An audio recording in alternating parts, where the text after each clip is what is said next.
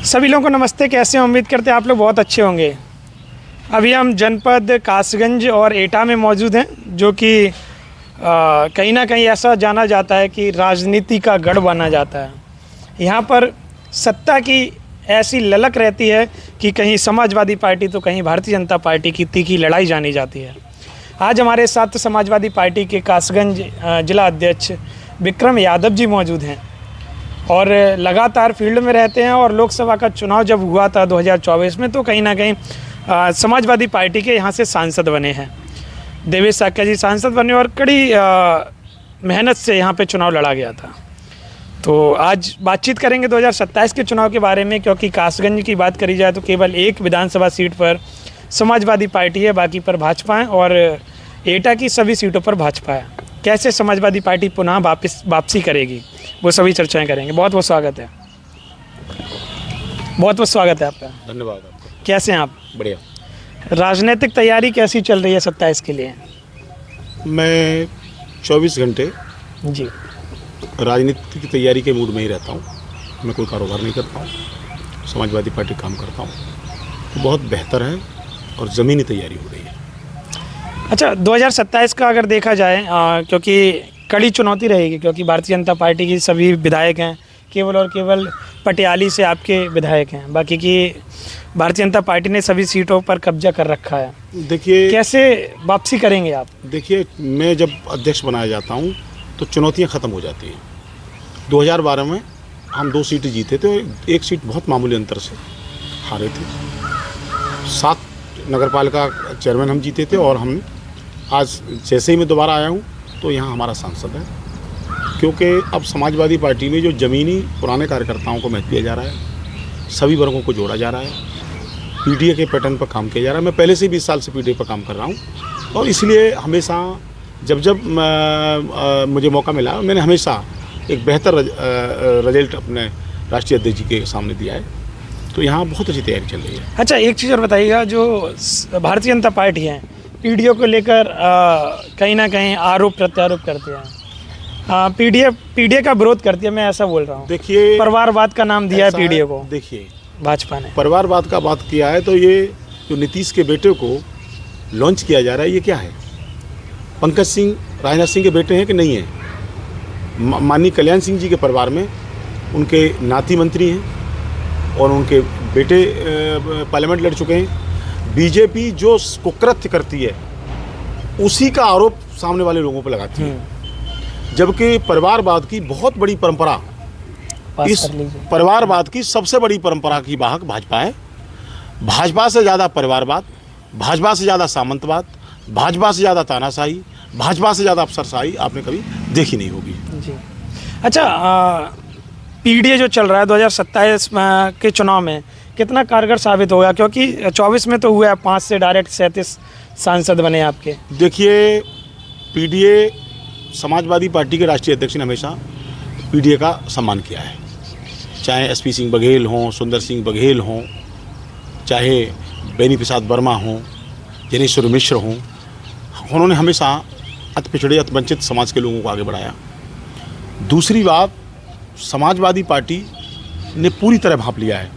आपने अभी आईएएस के रिजल्ट देखे हैं, जिसको 859 लड़की को नंबर मिले हैं, और सामने सामंतवादी समाज की बेटी को 816 नंबर मिले हैं। लेकिन प्रैक्टिकल जो उसका इंटरव्यू है, उसमें दलित समाज की बेटी जो डाबी है, जिसकी जाति का नाम है, उसको इंटरव्यू में नंबर 163 मिले, और वो 15वें नंबर पर चली गई।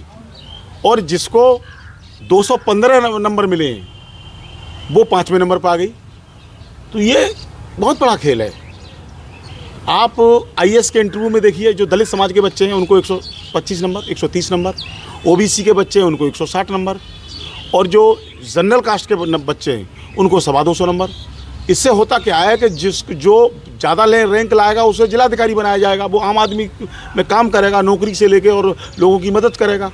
तो उनके समाज की जिस व्यक्ति को इंटरव्यू में 225 नंबर मिल जाएंगे, कृपा हो जाएगी, वो ऑटोमेटिक अपने समाज पर ज़्यादा ध्यान देगा।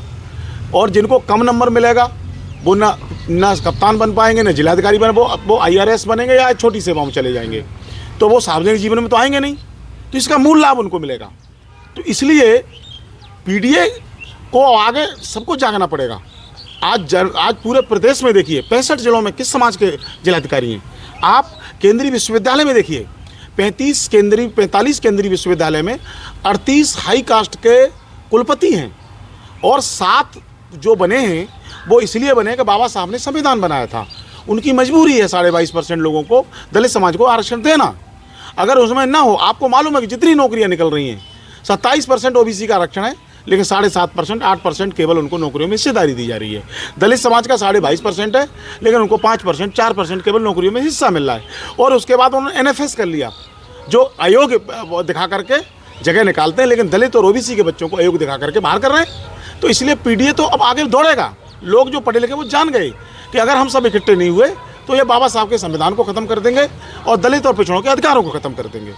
चलिए एक चीज़ और बताइएगा, अभी मैं कासगंज में मौजूद हैं, आप कासगंज के जिला अध्यक्ष हैं। बसपा ने अभी थोड़ी देर पहले मेरी बातचीत हुई थी बसपा से, उन्होंने कहा कि कासगंज का नाम चेंज हुआ है, मान्यवर कांसीराम साहब था। देखिए एक बात समझ लीजिए, हर पार्टी की अपनी आइडियोलॉजी होती है। जो शहर होता है उसका एक अपना इतिहास होता है, उसकी परंपराएं होती हैं, उसका इतिहास होता है, उसकी हिस्ट्री होती है।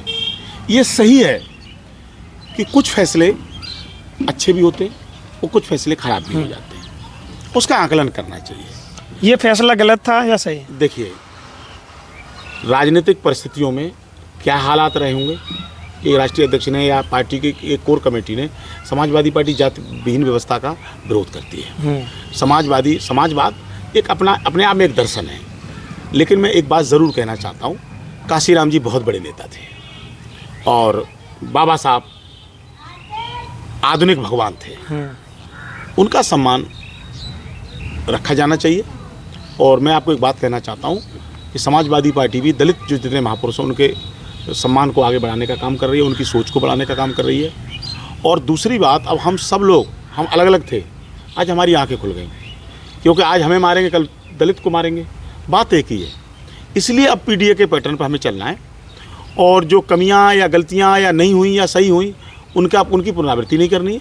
हमें अच्छा वातावरण बनाना है और हर कीमत पर दलित और पिछड़ों की लड़ाई लड़नी है। बाबा साहब के सपनों को साकार करना है, कांसीराम जी के सपनों को साकार करना है और जो कमियां हुई उन्हें हमें दुरुस्त करना है।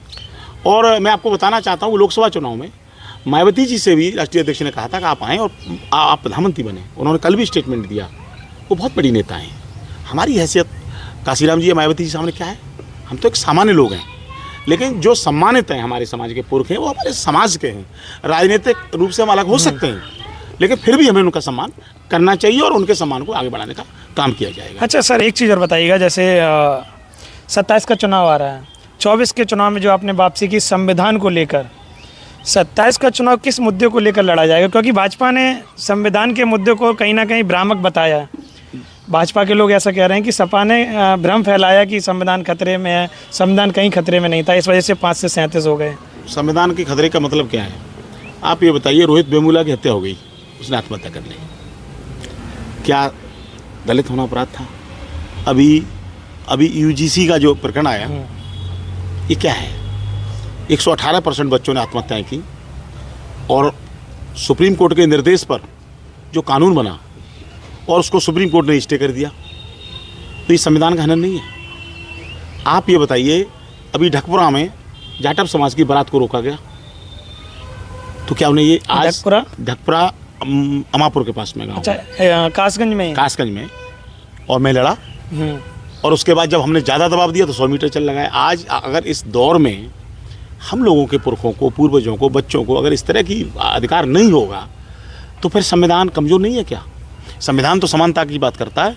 आप बताइए, 35.5 लाख जगह खाली हैं ओबीसी दलितों की। अगर कोई अधिकार हमें किताब दे दीजिए और उसको पूरा नहीं करिए, बाबा साहब के सपनों को पूरा नहीं, बाबा साहब समानता चाहते, सद्भावना चाहते थे, भाईचारा चाहते, सबको हिस्सेदारी चाहते थे, तो जब मिलेगी नहीं तो संविधान कमज़ोर नहीं हो रहा है। और अगर 400 सीट बीजेपी को आ जाती, ये तो पिछड़े और दलितों ने जग करके भाजपा को इस लायक ही नहीं रखा कि वो संविधान बदले। 235 सीटें हैं, वो खुद ही दूसरे के ऊपर निर्भर हो गई, इसीलिए तो संविधान बच गया। अगर उन्हें 400 मिलती तो आप ये बताइए कि सारे कुलपति देख लीजिए, सब उच्च जाति के, अब तक के केंद्रीय मंत्रिमंडलों की संख्या देख लीजिए, राज्यपालों की नियुक्तियों की संख्या देख लीजिए, जितने आयोग नौकरी के हैं, माध्यमिक सेवा आयोग और संघ लोक सेवा आयोग, सब देख लिए कौन बैठा है जिलों में, कौन बैठा है डीएमएसपी। अगर इनको मौका मिल जाता तो सब खत्म कर देते। वो तो हम लोगों ने, सब लोगों ने जग करके सारे मतभेद भाईचारा भुला करके निपटा दिया इनको, और आने वाले समय में भी निपटाएंगे। मैं जानता हूँ कि जो इस सोच के दल हैं उनको भी सद्बुद्धि आएगी और सब मिल करके भारतीय जनता पार्टी खात्मा करेंगे। अच्छा, पूरे अगर आपके एटा कासगंज की बात करी जाए, पहले एक ही जिला था जी, 7 विधानसभाएं सीटें हैं जी, 27 में कितनी जीतेंगे आप? 7 जीतेंगे। 7 ये चीज़ें रिकॉर्ड हो रही हैं, ये बाद में चलाई जाएंगी? ये वही होंगी। मैंने आपको लोकसभा चुनाव में जो वादा किया था, लोकसभा चुनाव में मैंने आपसे कहा था कि हम पूर्व मुख्यमंत्री के बेटे को हरा देंगे। कहा था आपने? हरा दिया। मैंने लोकसभा चुनाव में कहा था कि पूरी सब जगह भाजपा की बेईमानी चलेगी या नहीं चलेगी, और मैं फिर आपसे विधानसभा चुनाव में कह रहा हूँ, हमने ज़मीन पर काम किया है, हमने बूथ पर काम किया है, हमने SIR में, आपको मालूम नहीं है, SIR में भाजपा को हमने मिट्टी मिला दिया। यहाँ पर कासगंज में 1 लाख वोट था, 69,000 वोट रह गया, 30,000 वोट कटा है। सारा बेईमानी का फर्जी वोट सब भाजपा का था। और हम सभी बस्तियों में जाएंगे, सबसे मिलेंगे, हमारे दलित भाई सभी वर्ग के लोग हैं, बात करेंगे। हम एक एजेंडा, हमें भाजपा हरानी है और भाजपा को हरा के देंगे। और मैं तो जब अध्यक्ष बना हूँ तो बीजेपी और विपक्ष ने बिठाई, तो आपको मालूम है मेरे बारे में, जब आप ज़िले में घूम रहे हैं तो कोई माइनस नहीं मिला होगा। मैं गरीब और कमज़ोरों की लड़ाई लड़ता हूँ, मैं कभी जात पात नहीं मानता हूँ। अगर हमारे भी समाज के लोग कहीं अन्याय अत्याचार करते हैं, मैं उनकी खुल के खिलाफत करता हूँ। आपको मालूम है कि जो बड़े बड़े माफिया हैं, जो बड़े बड़े अपने आप को सिंडिकेट और पैसे वाले कहते हैं, मैं उनका खुल के खिलाफत कर रहा हूँ। और इसलिए कर रहा हूँ कि वो गरीबों का हनन करते हैं, गरीबों के साथ नाइंसाफ़ी करते हैं, गरीबों की ज़मीन छीनते हैं, गरीबों के साथ कुकृत्य करते हैं, गरीबों को सताते हैं। मैं इसकी परवाह नहीं करता हूँ। मैं जेल चला गया, मैं संघर्ष किया, लेकिन मैं हमेशा, जो बाबा साहब का सपना था, कहीं अन्याय नहीं होगा। काशीराम जी कहते थे कि सबको हिस्सेदारी मिलेगी, मैं उसी मुद्दे पर चल रहा हूँ और मैं आपको वादा करता हूँ कि यहाँ सारी सीटें हम जीतेंगे। चलिए, और अगर प्रदेश की बात करिए तो 403 में से कितनी सपा इंडिया गठबंधन? देखिए, प्रचंड बहुमत में समाजवादी पार्टी और इंडिया गठबंधन आने जा रहा है। और मैं अध्यक्ष के रूप में नहीं, एक व्यक्तिगत रूप में मैं अपील भी करता हूँ कि समाजवादी और अम्बेडकरवादियों को एक मंच पर आना चाहिए। मैं पूरे प्रदेश की जनता से अपील करता हूँ कि समाजवादी और अम्बेडकरवादियों को एक होना पड़ेगा, तभी अन्याय अत्याचार खत्म होगा। समाजवादी और अम्बेडकरवादी में क्या अंतर है? समाजवाद भी समता, समानता और भाईचारे की बात करता है, और अम्बेडकरवाद अन्याय और जो जाति व्यवस्था, जो सदियों का अत्याचार है, उसके खिलाफ लड़ता है जी। हिस्सेदारी की बात करता है, मानवता की बात करता है, इंसानियत की बात करता है। तो बात तो एक ही है दोनों विचारधाराओं में। हम लोगों की सोच और समानता और हमारा दृष्टिकोण और हमारा लक्ष्य एक है।